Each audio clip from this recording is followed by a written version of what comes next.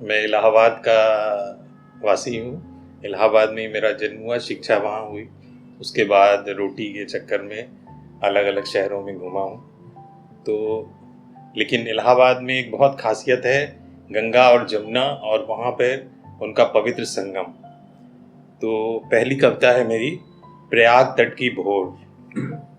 आँखों में खुशबू के साए लिए, आँखों में खुशबू के साए लिए, सूरज मिला था कभी प्रिय। रोशनी बिखरी थी चारों ओर, महकी प्यारी थी वो भोर। नदिया किनारे लहराता था जल, सुबह सुंदर लाएगा वो कल। गंगा जमुना और सरस्वती का किनारा, ज्ञान की बहती अविरल वो धारा। किले की दीवार का अक्षय वट, डटे रहो कुछ भी जाए घट। पवित्र जल का हो रहा संगम, पवित्र जल का हो रहा संगम। संसार में नहीं ऐसा दृश्य विहंगम। अमृत कलश छलका था यहाँ, एक बूंद पाने को जुड़ता जहाँ। इस वर्ष वहाँ पे महाकुंभ हुआ था, तो करीब 65 करोड़ लोग वहाँ पे जुड़े थे। अमृत कलश छलका था यहाँ, एक बूंद पाने को जुड़ता जहाँ। लाखों लाखों की बन जाती डोर, खिल उठती है जब पवित्र भोर। लाल रश्मियाँ जब उतरी जल पर, लाल रश्मियाँ जब उतरी जल पर, स्वर्णिम हो उठा प्रभात स्थल पर। बाल अरुण की सुंदर छवि लाल, प्रतिबिंबित लहरों पर बनी विशाल। बाल अरुण की सुंदर छवि लाल, प्रतिबिंबित लहरों पर बनी विशाल। सुहागन बन गई भोर कुंवारी, सिंदूरी आभा से मांग संवारी। खुशियों से भर उठा गगन, जब पिया से लागी लगन। जलधारा में प्रवाहित होकर, जलधारा में प्रवाहित होकर, मोक्ष मिल जाता संगम तट पर।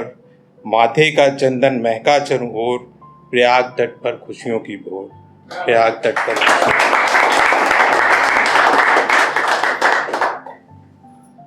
और वनस्पति विज्ञान का छात्र हूँ। अभी भी कुछ ना कुछ सीखता रहता हूँ। और मैंने पीएचडी करी थी पर्यावरण विज्ञान में, एनवायरमेंट साइंस में।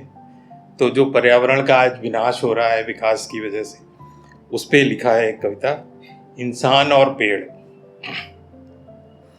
इंसान पेड़ से बन तो गया आदमी, पर जड़ से कटते ही वो आदमी अपने पूर्वज पेड़ का दुश्मन हो गया। जड़ें अपनी काट कर मुक्त पांव से सीखा था चलना जब आदमी ने, तब उसने अपने पहले कदम तले कुचला था किसी मासूम पेड़ को। और तब से आज तक ये आदमी तथाकथित रूप से विकसित होता गया, पेड़ों की लाशों पर आगे बढ़ता। जिस तरह से हम लोग जंगलों को काट रहे हैं, उससे बहुत ज़्यादा विनाश हो रहा है। घायल पेड़ों का लहू हरा बहते बहते, घायल पेड़ों का लहू हरा बहते बहते, जंगल पर आदमी की क्रूरता सहते सहते, सागर के सीने से उगता बादल थम गया। धरती का दामन प्यासा प्यासा ही रह गया। हरे लहू का प्यासा ये जालिम आदमी, नदियों की मांग लाल लहू से भर रहा। अब ये केवल जड़ें ही नहीं काटता पेड़ की, आदमी को भी तराशता है बड़े करीने से। जड़ें अपनी जमाने की कोशिश में, रास्ते में आए पेड़ जंगल और आदमी को विकास के नाम पर ये निकलता गया, धरती को और बंजर कर बढ़ता गया। अब देखिए चारों ओर क्या सुंदर समा है, एक भी फूल पौधे का बाकी नहीं निशा है। कहीं भूल से भी एक पत्ता नहीं खड़कता, हरियाली पर प्रतिबंध है पूर्ण रूप से।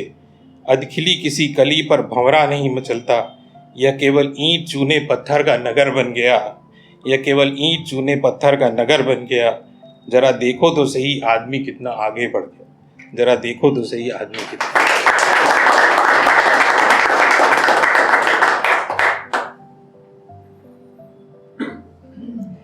अभी एक पुराना उपन्यास पढ़ रहे थे जो डिवीज़न के ऊपर था। जब 1947 में देश का विभाजन हुआ था और पाकिस्तान से यहाँ लोग आए थे, यहाँ से पाकिस्तान लोग गए थे, तो उसमें कहते हैं कि लाखों लोग की हत्या हुई थी, उधर से भी इधर से भी। तो लेकिन जिनको कुर्सियाँ चाहिए थी, उन दोनों ग्रुप्स को कुर्सियाँ मिल गई थी। तो मैंने इसका शीर्षक दिया है रक्त रंजित कुर्सियाँ। चाहे इंडिया में हो चाहे पाकिस्तान, आज भी उन्हीं कुर्सियों पे लोग बैठे हुए हैं। ये रक्त रंजित कुर्सियाँ जमीन पर खींची लकीरों के दोनों ओर ये रक्त रंजित कुर्सियाँ, लाखों निर्दोष लाशों पर टिकी हुई ये रक्त रंजित खामोश सी कुर्सियाँ।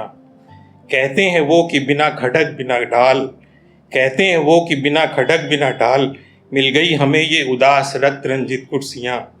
फिर ये लहू किसका था लकीरों के दोनों ओर, चंद लोगों की ख्वाहिश थी ये रक्त रंजित कुर्सियाँ। भेंट चढ़ गए बच्चे बूढ़े जवान और खूबसूरत औरतें, फिर भी जश्न आज़ादी मनाती है रक्त रंजित।